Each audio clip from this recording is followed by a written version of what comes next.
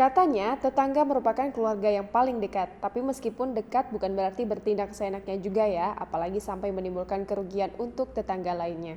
Seorang ibu rumah tangga nekat memukul tetangganya dan merampas perhiasan emas. Alhasil ibu rumah tangga ini berhasil diamankan pihak kepolisian saat akan mencoba kabur dari rumah. Nurliamin, seorang ibu rumah tangga berusia 40 tahun di Kelurahan Kasambang, Kecamatan Tapalang, Kabupaten Mamuju diringkus polisi pada Minggu 23 Mei 2021 pukul 5.00 waktu Indonesia Tengah.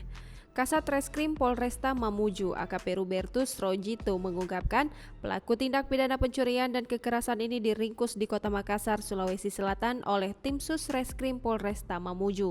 Penangkapan itu berhasil dilakukan atas kerjasama Resmob Polda Sulawesi Barat.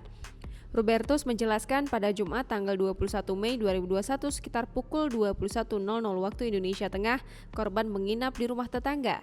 Kemudian kembali ke rumahnya sekitar pukul 4.40 waktu Indonesia Tengah untuk melaksanakan sholat subuh. Setelah korban pingsan karena dipukul menggunakan batu bata sebanyak 2 kali, pelaku merampas kalung emas yang digunakan korban. Pelaku membawa kabur kalung emas korban seberat 25 gram.